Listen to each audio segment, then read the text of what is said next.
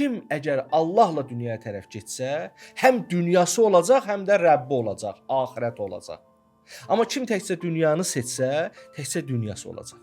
Bizim kimi dindarlar da dünyadan biraz seçsək, axirətdən biraz seçsək, mənəviyyatdan da biraz seçsək, elə həm əlaşından, həm vəlaşından olacaq. Belə olacaq, belə. Belə olacaq. Görürsüz hansı vəziyyətdəyik.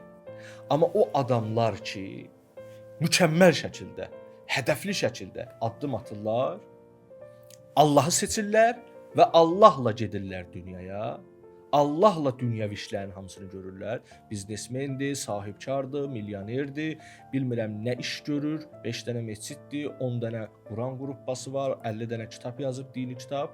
Özüm müxtəlif şeylərdən misal çəkirəm. Onların hamısını Allahla etdiyinə görə, ona görə həm dünya ola xidmət eləyir, dünyadan o cahillərin aldığı ləzzətdən daha artığını alır, həm dünya özü ona xidmətə keçir, dünya öz belə deyək, bərəkətlərini onun ixtiyarında qoyur.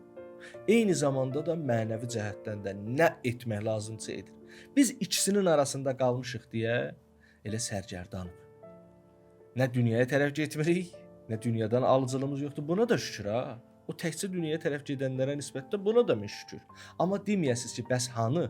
Hədisdə deyirdi ki, dünyaya tərəf gedəni əziyyətə sal, amma mənə tərəf gələnə xidmət elə. Bəs niyə bizə xidmət eləmir? Çünki biz yaxşı getməmişik Allaha tərəf. Yaxşı getməmişik. Hələ yaxşı getməmişik, yenə də dünya bizim xidmətimizdə durur az. Amma yaxşı getsək necə olar?